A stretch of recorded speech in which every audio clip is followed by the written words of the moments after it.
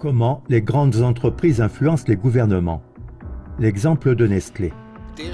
L'entreprise alimentaire suisse Nestlé fait sans cesse l'objet de critiques publiques.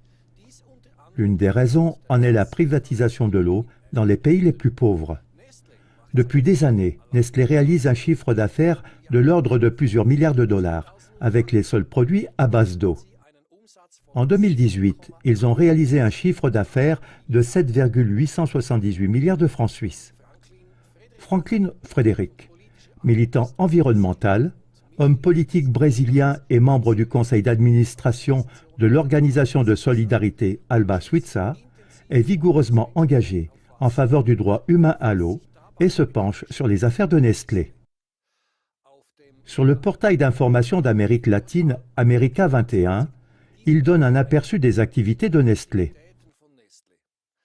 Par exemple, il écrit qu'il y a de nombreux problèmes liés à la surutilisation de l'eau par Nestlé à São Lourenço et dans les nombreux autres endroits au Brésil. De nombreux mouvements citoyens tentent d'y protéger leurs sources.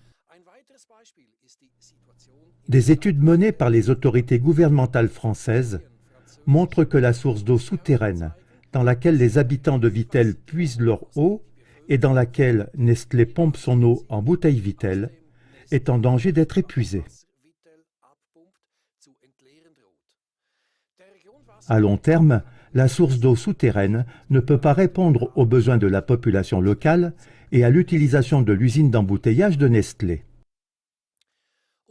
Pour pallier le problème de la pénurie d'eau, un pipeline de 15 km devait être construit pour permettre à Nestlé de continuer à pomper localement les eaux souterraines de Vittel. Après que diverses organisations et le public se soient opposés à ce pipeline, les autorités françaises ont annoncé en octobre 2019 qu'elles retiraient leur soutien au projet, qui était déjà à un stade avancé.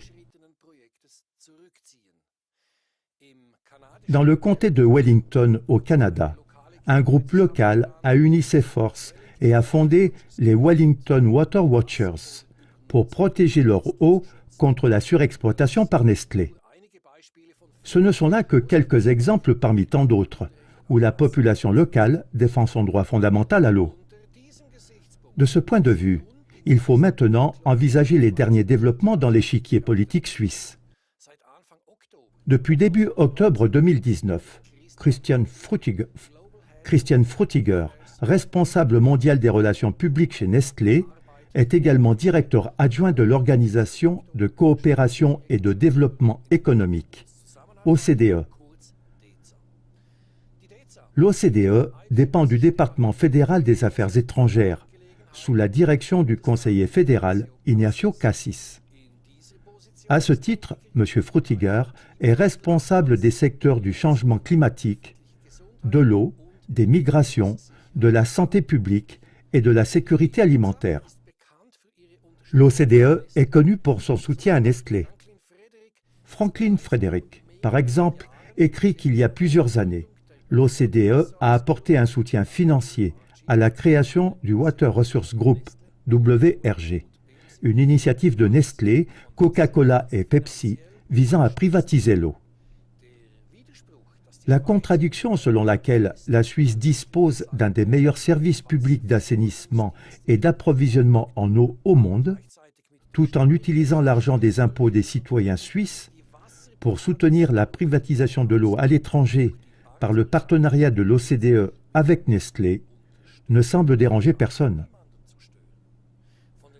Compte tenu de cette évolution, il ne faut pas s'attendre à d'autres réactions de la part des principales organisations d'aide suisse, puisque l'OCDE est le principal donateur pour la quasi-totalité d'entre elles. Cette circonstance explique également le grand silence qui règne en Suisse sur Nestlé et ses activités. Cependant, ce n'est pas le seul homme de Nestlé qui a pris des responsabilités au sein du gouvernement suisse au cours de l'année dernière. En février, à Genève, le Conseil fédéral a approuvé la création d'une fondation nommée Geneva Science and Diplomacy Anticipator. La fondation est soumise à l'autorité fédérale de surveillance des fondations qui est elle-même rattachée au département fédéral de l'Intérieur. Selon une communication du Conseil fédéral, le but de cette fondation est, je cite, « La fondation doit analyser les conséquences sociales des défis technologiques et scientifiques du XXIe siècle et proposer des solutions à ces défis. » Par exemple, la question des drones, des voitures automotrices ou le génie génétique.